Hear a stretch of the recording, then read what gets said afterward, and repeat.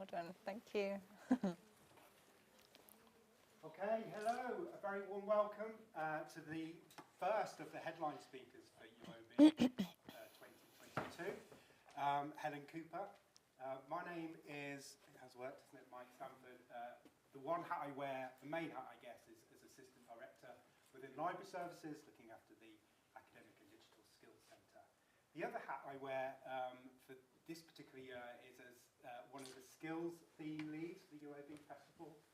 And each of the themes have a headline speaker, and we didn't have to think too hard about who we wanted for the skills theme. Given that Helen worked very closely with us, she worked as part of the Academic Skills Centre as Head of Learning Enhancement, and is an ex-colleague and still a very good friend of ours. So we thought, who better to ask and to give some insight into how to write a novel and get it published. So not only everyone who's in the room today, a very warm welcome to you, but everyone who has joined online with the live stream, both in the UK and abroad, you're very welcome. If you could ask questions throughout Helen's talk, if you go onto this slido.com and enter the code, you'll be able to ask any questions. So please don't wait to the end. Please ask throughout Helen's talk. Obviously those online, you ask questions as well. And then how it works, you can then vote on any questions that anyone's asked, and it kind of gives us a priority list for the questions come the end. So Helen's going to talk for around 40 minutes and leave 20 minutes for Q&A. There is everyone in the room. You are very welcome to purchase one of Helen's books as well, so that you'll have seen the books as you walked into the room. They'll be on sale for, I think, £5, the discounted rate, and Helen will very gladly sign them as well. That's enough of me. Make note of the code, and can you all please give Helen, welcome Helen, and with a nice round of applause.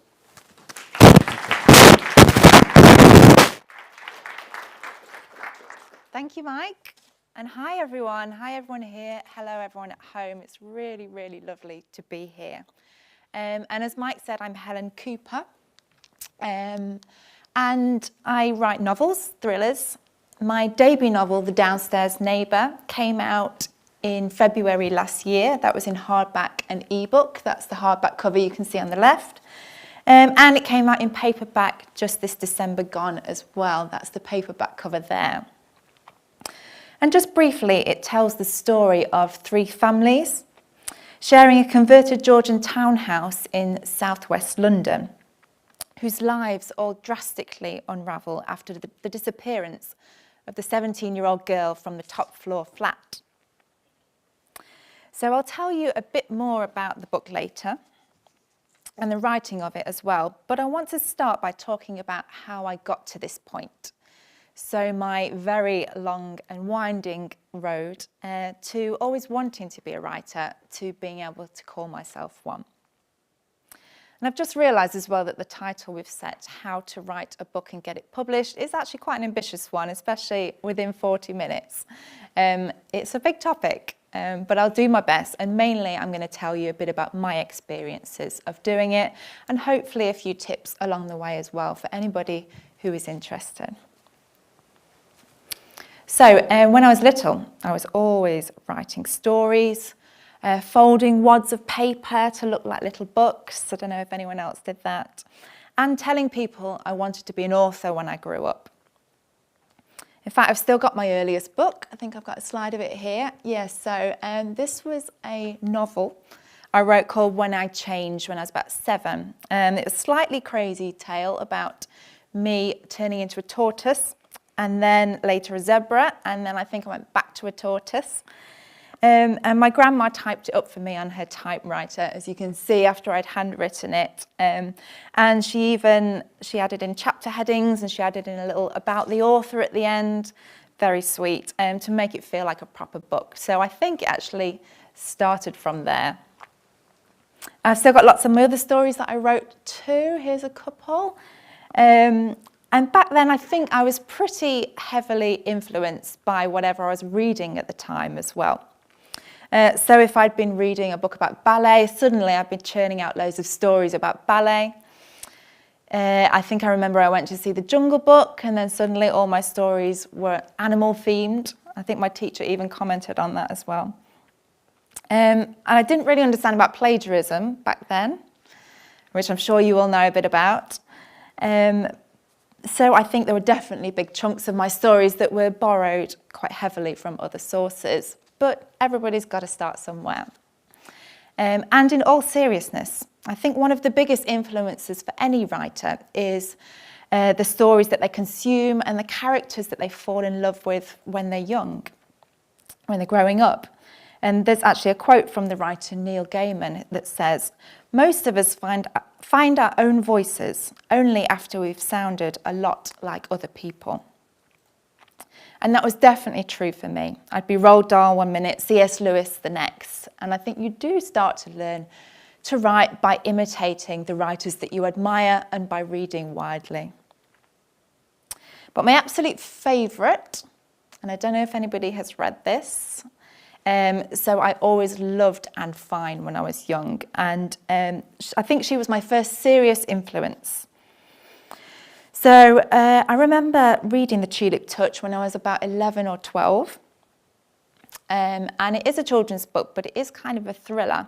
And I remember turning the pages towards the end as the tension just ramped up and up and up, and feeling really kind of breathless when I'd finished it, and thinking, wow, I want to learn how to do that, how to have that effect on somebody by telling a story in a certain way. And I think that was the first time I realised that there are techniques and tricks that you can use to do that you can use to bring a story to life and make the readers feel something. And I'm still learning what they are and how to use them, because as a writer, I think you never stop learning, never. And to use another quote to that effect, I do love a quote about writing, so prepare for quite a lot of them this morning. So this time from Ernest Hemingway. "We are all apprentices in a craft where no one ever learns, where no one ever becomes a master." But he also said, "It's none of other people's business that you have to learn to write. Let them think you were born that way." So my learning began with reading, but I did go on to study writing at university as well. There's a long-running debate about whether creative writing can be taught, and I believe the answer is generally yes.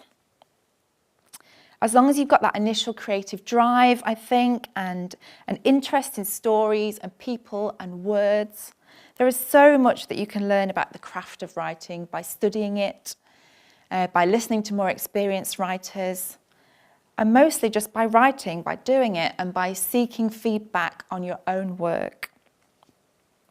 And feedback has been another really key thing for me, because it's so important to understand how readers are responding to your work, because that's what it's all about, really. You're trying to put words on a page in a way that makes somebody else feel something, in a way that engages them and moves them.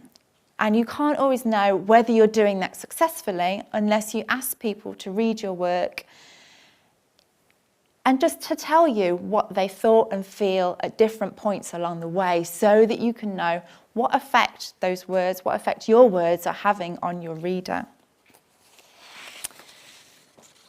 So the first time I really showed anybody my writing as an adult was when I did a creative writing module during my English degree, which I loved. And I shared a story I'd written with my tutor and my classmates. So luckily I'd moved on from writing about tortoises by this point, but it was very daunting, as it is when you first show somebody your work and things that you've written and things that have come from your heart. But it was a much less traumatic experience than I thought it was going to be, and it was such a supportive environment. And actually the feedback that they gave me really spurred me on to keep writing, to write more, and to get better at it.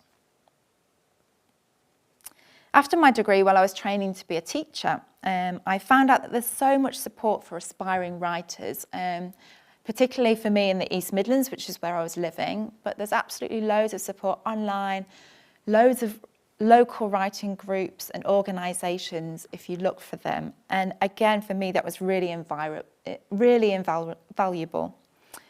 So I went on lots of courses, I went to conferences, I went on workshops, and I just started building up my confidence, entering short story competitions, having a little bit of success, and it helps to start building up that portfolio, I think, as well, for later use. So because I was enjoying studying writing so much, I kept coming back to the idea of doing a master's in creative writing. And I remember that I hesitated quite a lot, and I think it was because it felt almost self-indulgent, like I was doing a whole postgraduate degree based around what still felt like a hobby at that point. But I actually realised it was only me who was thinking that way. All of my friends and family really wanted me to go for it and to follow my heart. And I'm incredibly glad that I did, because that master's at Nottingham Trent was a real turning point for me.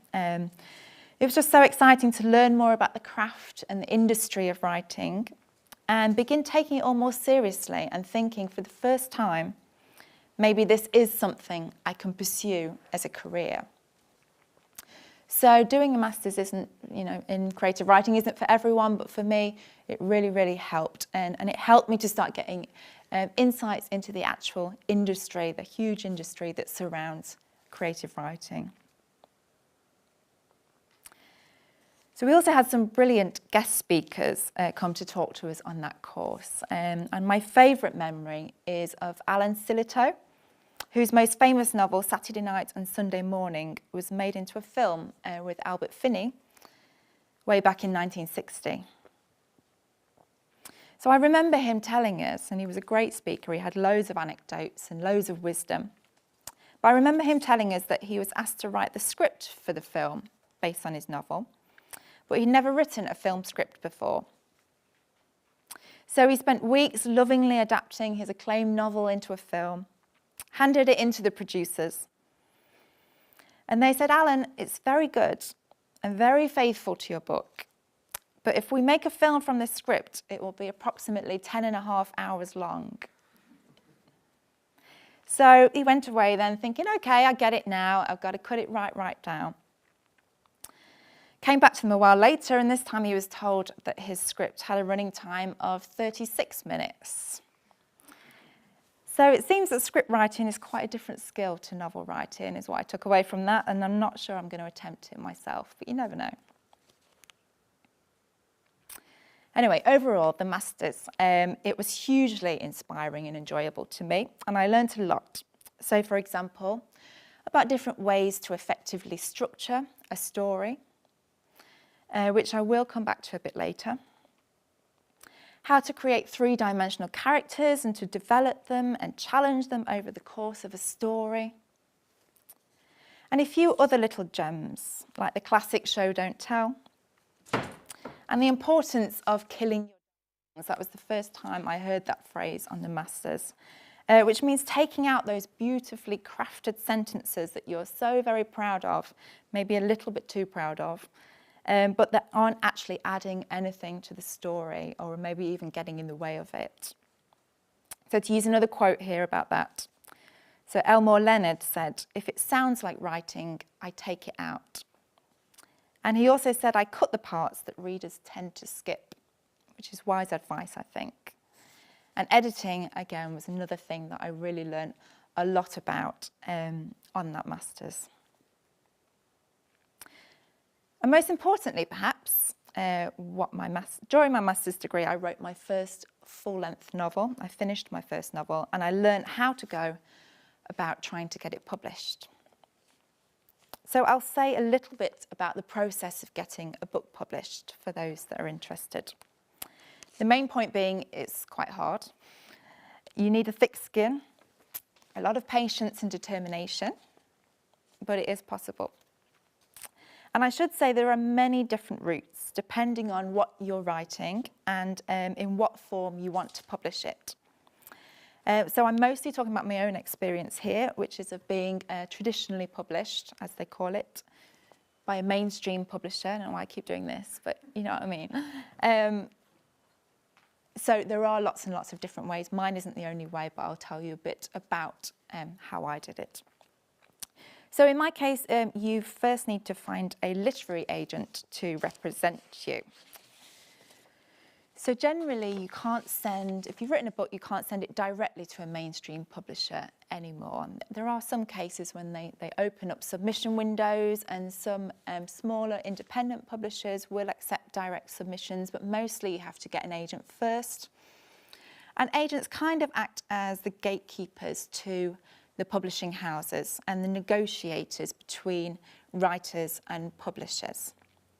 So they help you get the publishing deal to start with if you've got an agent, but they also continue to help you sort of negotiate your contracts and edit your books and think about your career in general as well. So however, agents will only take your book on if they absolutely fall in love with it, if they want to work very hard with you on it, and if they can clearly see how they would be able to pitch it and sell it to a publisher. Because they work on commission, so they take a percentage of what their writers earn. So they only earn something when you earn something. So of course they have to be quite sure when they take you on that this book has sort of got what it takes in what is a very, very competitive market, as I'm sure you know. So in order to get an agent, you have to, first it's a good idea to do some research, find out which ones are interested in the kind of book you've written. So there's loads of agents out there, so it's worth looking, you know, what are they looking for, what kinds of books do they represent, and does that match with what I've written? And then when you've sort of made a short list of agents you might want to approach, you send out, usually it's the first 3 chapters of your book, plus a covering letter, introducing yourself and the book, and a summary, so a synopsis of the plot. And usually agents will have on their website some really specific guidelines about what it is that they want you to send in, how long the synopsis should be, that kind of thing. If they like what they see from that initial submission, they'll ask to read the full novel. And then at that stage, they'll either say no, as happens quite a lot, unfortunately, or if they think it's got what it takes, and if they personally love it, they'll offer to represent you as a writer. And to give you an idea, most agents get around 2,000 of those submissions each year, but most only take on about 2 to 3 new writers every year. So the odds aren't that great, but there are things you can do to improve those odds. The main thing is perseverance and looking at it in a way that I just need to reach the right agent at the right time that is looking for the thing that I've written and that it really strikes a chord with them. So that's why it's worth just keeping going, sending out to lots and lots of agents, which is exactly what I did. And it's important to take a professional approach as well, I think, by doing that research that I spoke about, working hard on a really good submission package, they call it, with your covering letter and your chapters and your synopsis, really polishing that, making sure you follow all the specific submission guidelines that they've put on their website. And the other thing is you do have to become pretty hardened to your work being politely turned down, as I discovered. So I will say a little bit about rejection now, not to be negative and bring down the vibe, but just because it's such an inevitable part of writing and trying to get published. And learning to deal with it is really important. So a comforting hobby of mine, and don't say I don't know how to enjoy myself, is reading about famous literary rejections. So like Harry Potter was rejected by 12 different publishers. I'm sure you've all heard that one. They're definitely now kicking themselves. Beatrix Potter got turned down by so many publishers she decided to self-publish. James Patterson, who's now sold millions and millions of thrillers, was rejected by 31 publishers when he was trying to sell his first book.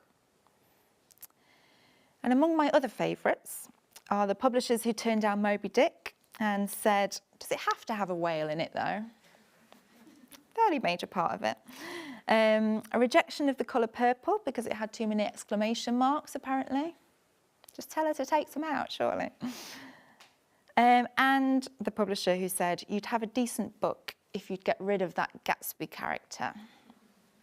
Don't think I need to tell you which book that was for. But all of these things, whether they're entirely true or not, sometimes they get a bit like urban legend type thing, but they serve to show that not everybody gets or loves or clicks with the same things. And life would be pretty dull if we did. So what you have to do is just find the people, find your audience, find the people that your work is going to click with and mean something to. So as I was preparing this talk, I decided to peel open my own rejections folder from when I was first trying to get a literary agent. So when I reopened it, it's quite painful actually, I found 17 email rejections in there. But they were just the agents that had replied because actually many of them are simply too busy and swamped with submissions to respond to everybody. And there must have been more rejections than that actually overall, because when I first started submitting to agents in, I think it was 2011, many of them still asked for submissions by post, so rather than email. So you had to send off your printed chapters in a big wad with a stamped addressed envelope so that you could actually pay for your own rejection and hear the thud through your door of a returned manuscript. Great. Which you didn't really want back anyway because it was too battered to send out again to other agents. Could say as battered as my ego by this point, or my heart, maybe. But anyway, some of the rejection notes I got were very brief. Some were kind, but obviously kind of stock replies.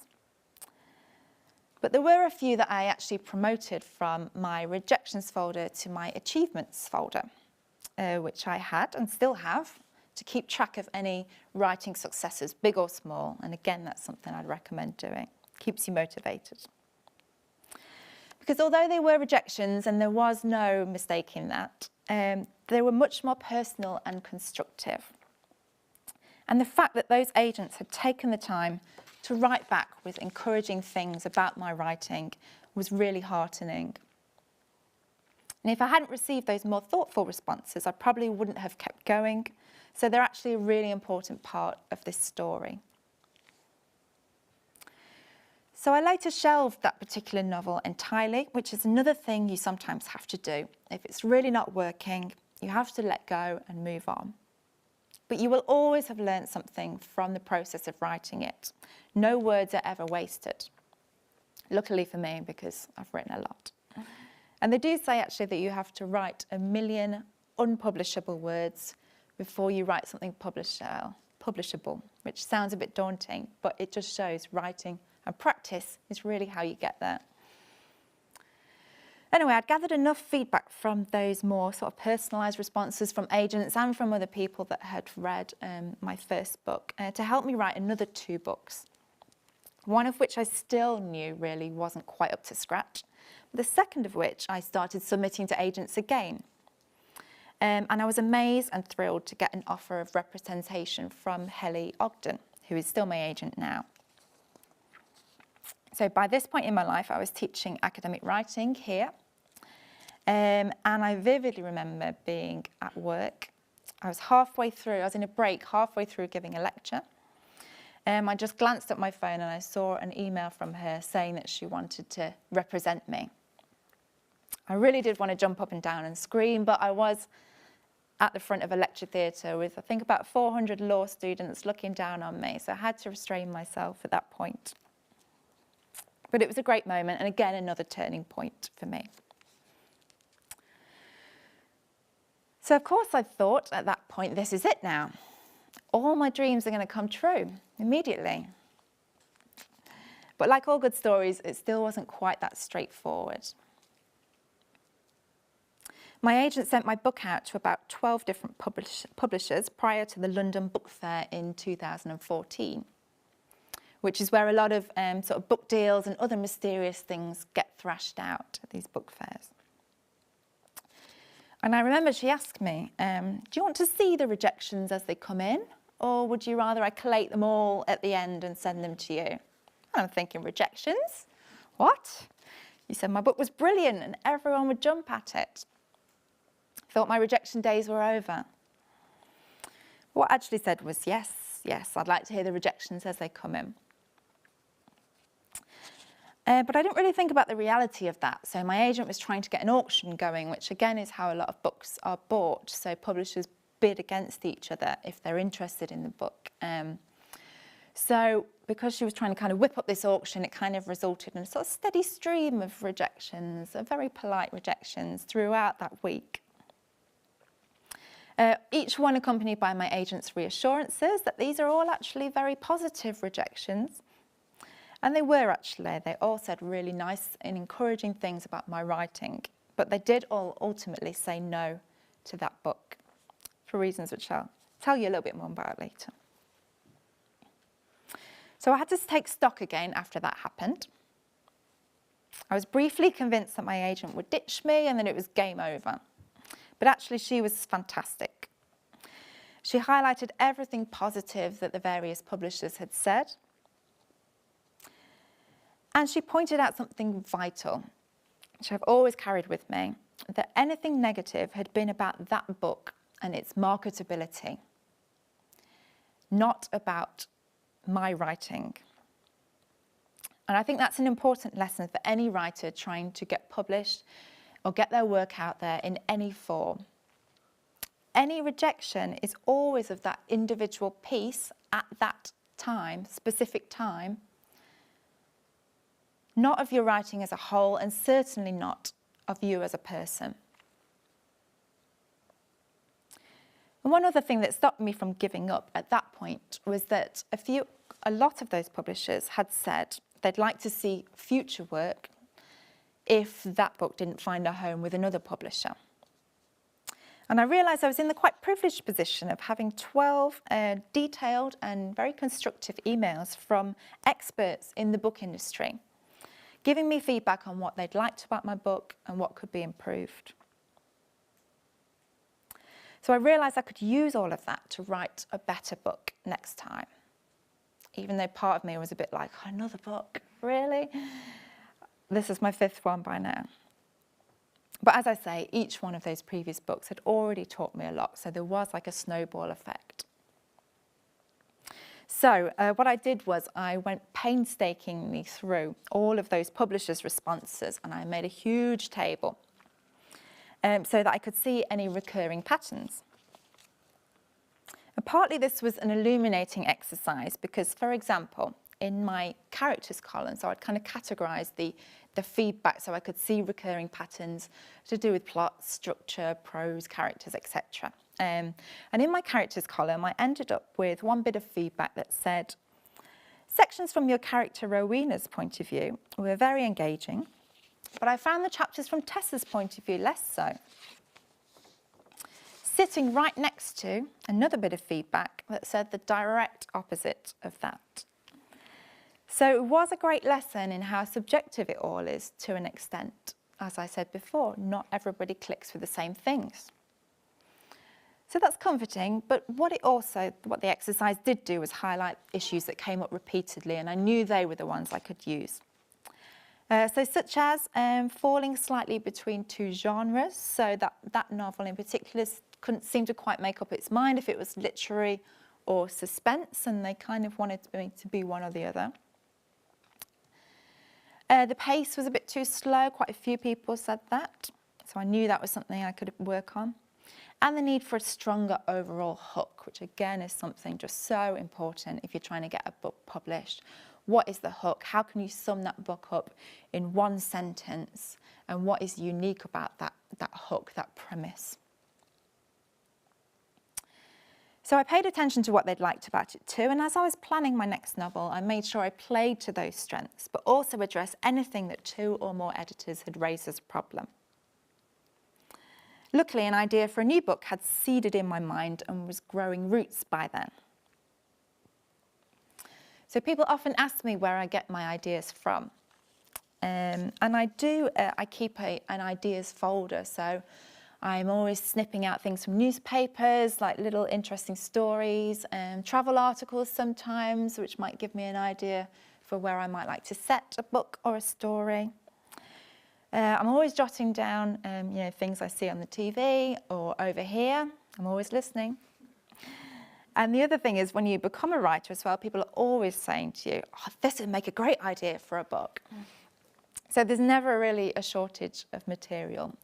It's just figuring out which ideas are the winners and which ones you can actually develop to become a full-length novel, really, that's the challenge. So the idea for the Downstairs Neighbour was planted in my head by a friend initially, who told me she'd discovered by accident that there was a particular spot in her flat where she could hear her upstairs neighbours crystal clear, just in this one particular spot. So that got me in imagining a scene where a neighbour might overhear something that they shouldn't overhear, or something shocking that might act as a bit of a catalyst for a story.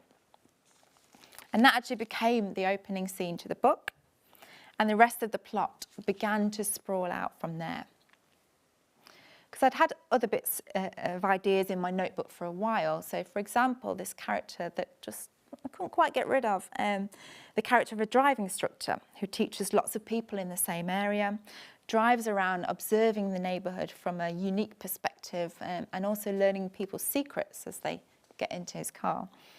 And suddenly I could see how he and other characters that I thought of could slot into that story. And I ended up with a plan for a novel about lots and lots of different characters, all living in the same neighbourhood. Living very close to each other, not knowing much about each other, until the day that one of them goes missing and everybody's secrets start to unravel. I won't tell you anymore. So it took me another couple of years to write that book, but I could feel that it was much stronger than the novels I'd written before. As I said, it was like that snowball effect of everything I'd learnt up to that point, all the feedback that I'd had. So most of it was written on my former commute to work from Derby to here. So every morning, as I was walking from my house in Derby to the station, I would think about what I wanted to write. I would plan and picture the chapter in my head, and then as soon as I sat down on the train, I was off, and I would write solidly for that hour. And gradually I built up the novel that way. It was a hard one to write because it's got multiple perspectives in it, and it needed a lot of intricate plotting. So I had to do a lot of planning in terms of how and when to feed in clues, when to reveal certain bits of information, when to hold it back, how to misdirect the reader at times so that I could then plant a twist. And these are all the things that you need to think about really when you're writing in my genre, which is suspense. So I ended up with so many post-its and index cards with different plot points written on, big diagrams of character arcs and how each of the prospective characters was going to develop, scribbled notes. I think I filled about 8 notebooks with notes when I was writing it. So there were times when I despaired of the task that I'd set for myself, but I still knew it was worth pursuing. I could feel it this time. So that didn't mean I wasn't terrified when this one went out on submission to publishers, because I really was. Because this time I was under no illusions about what might happen. I had the sense that this could be my last shot, really. There were still some rejections of that book, which actually were some of my most wounding ones so far in a way, because I put so much into it. But then there was a glimmer of almost agonising hope when an editor at Hodder said she was passing it through to the next stage of their quite mysterious acquisitions process. So she also at that stage asked what ideas I had for future novels, because they kind of like to know that you've got more than one novel in you. She probably didn't know about those 5 that I'd written before. So I had to desperately scrabble something together then, and that ideas folder came in handy. And then when she came back and made us an offer for the Downstairs Neighbour, the email she sent to my agent about why she wanted to publish it was like an antidote to every rejection note I'd ever had. She really understood what the book was trying to do. She was so enthusiastic about it, very clear on where it would sit in the market and how she would make it a success. And they offered me a 2-book deal. And yes, they did hold me to that idea that I'd hastily cobbled together for the second book, which will be my next book coming out in July, about a woman investigating her niece's death at a holiday resort in Lake Garda. How are we doing for time, Mike? 3 minutes. Right. 3 minutes to go. Okay, yeah, cool. So, I now find myself in a whole new world of the publishing industry, like being allowed behind the curtain at long last. And I learned lots of new things that I didn't know before.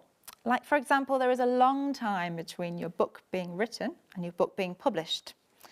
By the time it's published, you'll probably be writing a whole nother book and be quite immersed in that. And that may mean that you even forget some characters' names from your first book when you're doing publicity events for it, which is a little bit of a faux pas. But also my book, I think I've got a slide here. So my book's also been published in America and in the Czech Republic. And so I've learned a bit more about markets in different countries as well. Quite different covers from the UK one, as you can see, and they even gave it a different title for the Czech one. So there was a huge learning curve about lots and lots of different things.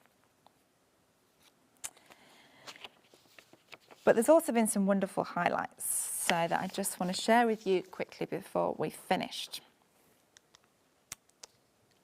Seeing your book in a bookshop for the first time, major highlight. I had to wait 3 months, unfortunately, because my book came out smack bang in the middle of lockdown, which nobody could have predicted again. But it was absolutely worth it when I did manage to see it on the shelf for the first time. Another highlight, so the house that all of the characters live in the book, I originally, when I wrote it, I based it on the house that my mum and dad live in. That's what I was kind of picturing. And my publishers sort of really latched onto this in terms of the house becoming a symbol of the book and all the secrets behind it. And again, that's another good thing that publishers and editors are good at doing, sort of bringing out those themes that might really draw people to the book. So they actually had a model of the house built. So this is a miniature of the house so that they could photograph it for the cover, which I loved. And then my friend, very talented friend, made it out of cake as well. This picture doesn't really do it justice, but incredible, huge chocolate cake, even little sugar wheelie bins as well. So that was fun. That was a big highlight. I just want to finish, well, I'll quickly say a little bit about, we're running short of time, where I am now, and then I just want to finish with a few things, a few little simple things that help me to write, and then we'll go to Q&A. So where I am now, I said the paperback of the Downstairs Neighbour came out on the 30th of December with a brand new cover featuring that house from a slightly different angle. I've just finished my second book, which will be out in July, as mentioned. And I'm about halfway through my third now, which has a fast approaching deadline. This is the other thing you have to learn to do when you actually get published, is write to deadlines. And I'm very excited to say I've signed a contract with Hodder for that third book and a fourth one. So I know the writing will be keeping me busy for a while yet. And I feel a bit more like I know what to expect from the process this time, although not fully. As I said, you're still always learning. So I'm just going to finish off with a few more images. And these are just a few simple things that help me to write. So trainers representing walking, which I've already mentioned, but I no longer have to walk to the station and commute, but I still make sure I go for a walk most days because it really helps ideas to sort themselves out in my head. It helps me to think about plot ideas, and if I'm ever stuck, I just go for a walk, and somehow everything starts to sort of fall into place a little bit. Housework is similar, but less fun, so I go with the walking. The next one is my Kindle. So this represents not only reading widely, which again I would say is one of the most essential things that you can do if you want to be a writer, reading, and as you're reading, think about, why am I enjoying this? Why am I enjoying this? What is the writer doing to help me enjoy this and to get me into the story? But also it represents the fact that when I've written a draft of my book, I send it to my Kindle, and that really just helps me. Helps it to look different. So from when I've got too used to seeing it on the screen when I've been writing it, it helps it just to look a bit different. And it also helps me to read it, I think, in a way that my readers will read it. So I start to put myself in their shoes. I'm reading it in a way a lot of them might read it. Helps me to see scenes that need to be cut, scenes that need to be moved around, expanded, reduced, etc. So that really, really helps me when I'm editing.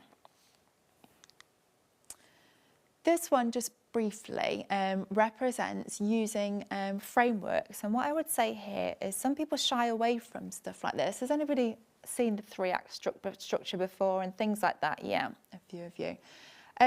Some writers, I think it's going to think it makes books formulaic, but I find them really useful, especially when you've got a whole big mess of ideas and plot points and characters and stuff like that, to just go back to basics and think about beginning, middle and end. Think about what needs to happen at what point. Think about those key plot points, those twists along the way. And also, but especially helpful for me, think about rising action, rising towards a peak and then falling. So there's loads of different frameworks out there if you search for them. But ones like this really, really help me when I'm planning and also when I'm editing at the end there as well. Finally, I would say books about writing, and I'm happy to send out links to some of this stuff and to useful resources after this. But again, I love reading about writing, learning about writing, and there are some great texts out there to help you with that as well, which again, I can send some recommendations. Finally, ending on, I think I've said finally about 3 times now, but this really is finally, I promise. Tea, lots and lots of tea while you're writing. Biscuits to keep you going, because the main thing actually is just showing up each day, doing the writing. And I'll end with a Stephen King quote, which he says, "When people ask me how I write, I invariably say 1 word at a time." And I think that sums it up. In order to be a writer, you have to write. You have to get the words down, and it's as simple as that. As they say, you can't edit a blank page. And we'll finish there, and I'm happy to take any questions at all. Thank you, everyone. Thanks.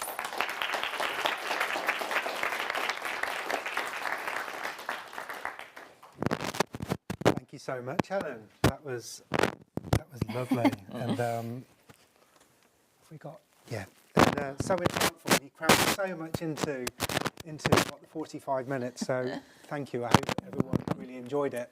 I've just left the code back up there because keep the questions coming. We've got 10 minutes, so we won't waste any time. Okay. I'll choose the most popular ones. So the first one, would you take a different approach to getting a non-fiction book published? Yeah, that is a little bit different. So that's usually more based on proposals. So whereas with a novel, you would probably write the novel first and then try to get it published. With a non-fiction book, you can write it first, of course, but a lot of it is based on approaching non-fiction publishers and with a proposal. So again, doing your research in terms of which publishers publish books in that field, and then they'll usually have somewhere on their website their submissions process, but quite often it is about writing a proposal for what the book is about, usually quite detailed, sending it to them, and then they'll come back to you if they're interested. So that's probably the difference. Thank you. The next one's about writer's block. Okay. So the question is, how should I deal with writer's block as I am facing difficulties in deciding the idea for my book? And the different ideas are leading to this indecisiveness. Okay, so too many ideas, I'm guessing. Yeah, I've been there, definitely. I think, and again, that doesn't exactly sound like writer's block. That just sounds like too many ideas and not knowing which one to go with, which is a nice position to be in a way. But I think you have to go with the idea that you feel most excited about. So it might be worth sort of choosing a few and actually plotting them out a little bit. So starting to think, okay, I've got this idea, but where could it go? So who's the character in the idea? What problem are they facing? Where could it go next? Where could I take this? What could the ending be? So try taking each idea and thinking it through to the end. And usually with some of the ideas, you'll sort of think, actually, no, it's just a scene, or it's just a scenario, or it's just a character. It's not a novel or a story. Whereas others, you'll start to think, oh, then this could happen, then this could happen. I could go here with it. So I think it's that envisaging it as a bigger piece that you need to do. And then I think just start writing it, just start writing little scenes from it, brainstorming the characters, trying to plot it out. And that's usually, well, personally, how I kind of get going and get past that initial stage of, oh, I've got all these ideas, but I don't quite know how to start or where to go with them. And it does take a while, that stage, and you can allow yourself to be in that stage for a while, because once you commit to an idea, you're kind of stuck with it for quite a long time, if it is a full-length novel that you're writing. So it is worth finding one that you really feel has got legs. Thank you. How dependent were you on a professional editor? Mm-hmm. Okay, yeah. This was actually a bit that I had to kind of miss out because we were running much short of time, but I didn't have a professional editor before I got the book deal. But after you get a book deal, there is a lot of editing that happens. And that bit actually was I really enjoyed it and learnt so much from it. So I had my UK editor and also my American editor that worked together. And they're amazing, really, because they just come in and they can, it seems as if they can instantly see what's working in the book and what needs to improve. And also it's things like they spot themes that maybe you've put in subconsciously, but that they think need bringing to the surface more. And they spot what the marketing hook's going to be. And also, they're just really good at stuff like structure. So where you might have kind of put all the beats of the story in place, but they help you, or they certainly did with me, to bring them out much more so that they really land well. So yeah, the editing process after I got the book deal was quite intense, but really useful. But I do know people that have used professional editing services prior to getting a book deal, and they are quite expensive, so it's worth thinking about whether you want to do that. But there are some really, really good ones out there, like Cornerstones and others. Again, if I send something out after, I can recommend some. And linked to the professional editor question, I guess, is what drew you to writing in the thriller genre? Mm-hmm. Okay. And would there be any scope to changing genres, and sure. What's that relationship with the editor like there? Yeah, so I didn't start off writing thrillers, really. What I started writing was more what would be deemed women's fiction, which again is a little bit of a controversial term in some ways, but it was about families, it was about relationships, things like that. But I noticed that it's like the book started getting darker and darker, so little thriller elements started creeping in, murders basically, and I think I quite liked the murders, so I decided to stick with it. And as I said, the first book that I had with my agent, probably as a result of having sort of slowly moved over to the dark side, the publishers were concerned that it fell a bit between two genres. It was written in quite a literary style, I think, but it had elements of thriller, and it sort of set itself up as a mystery, yet without the full drive and pace of a thriller. So that was a problem. So I had to make a decision then whether to go more towards the literary or more towards the suspense, the thriller, and I went towards the thriller because I do find them really, really fun to write, if difficult at times. But I wouldn't rule out changing genres in the future, but you do have to be careful with your publishers. I think particularly at the start, they kind of like you to stay in your lane. So when you've established your readership and you're still building your readership, they sort of like you to give the people what they're expecting, if you know what I mean, give your readers what they're expecting. But certainly in the future, there might be scope to do other things. And you'll see a lot of writers, they write under different names if they're writing in different genres and things like that. So writers do it, definitely. Thank you. We'll try and squeeze 2 more in. One here, I'm struggling to find people to read my work and critique it. And advice says to use other authors, but I'm not really from a literary background, so I don't really know any. Any advice to that person?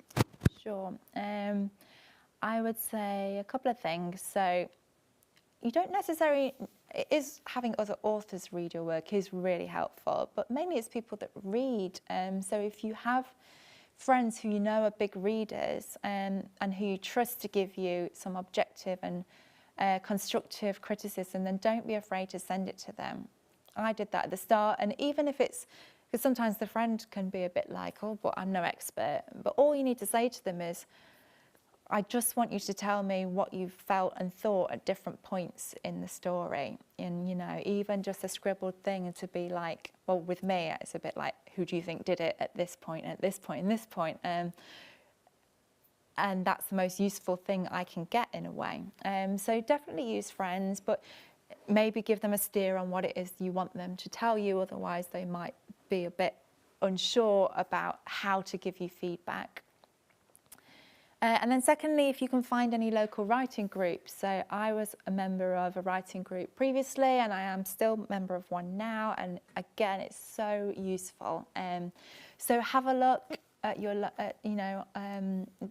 again, there's an organisation called Writing East Midlands for anyone who is based in the East Midlands that runs loads of writing workshops and groups and stuff like that, and networks, and there might well be something similar for loads and loads of different areas. So it's worth looking that up as well. And joining a writing group, again, was one of the single most useful things I did, because that can be a place to get regular feedback on your work as well.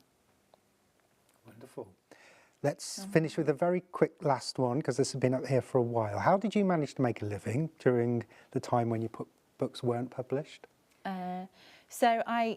When my books weren't published, I was working here. So I was teaching to start with. I taught English, and then I was working here in the Academic Skills Centre with Mike. And so I always had jobs, and you do have to learn to fit the writing in around your jobs, which can be challenging. And then when I got the publishing deal, I got an advance. So quite often when you get the deal, your publishers will give you an upfront amount when you sign with them, which then allows you to keep working on the book, but to have money while you're doing that. So it's almost like an advance on what you're going to, or what they hope you're going to earn from the book. And then I've got that again from my second, third and fourth book. So you're always kind of being slightly paid in advance for what they then hope you're going to earn from your sales. So that allows you to write, hopefully. I mean, I'm in quite a fortunate position that I can live off that at the moment. And I do other bits and bobs. I do teaching, I do talks like this to supplement that income. But lots and lots of writers do continue to have a full-time job as well. That's the way it is. Thank you. I think that brings us to the end of the session. I've just put Helen's social media details up, and I'm sure you're very happy for people to connect with you. Absolutely, ask further questions that we've not been able to get through today. So everyone here, please feel free to see Helen outside, purchase one of her books, get her book signed. Everyone online and online stream, thank you very much for your participation, for asking questions. And can we just finish with one final round of applause for Helen? Thank you, Helen. Thank you.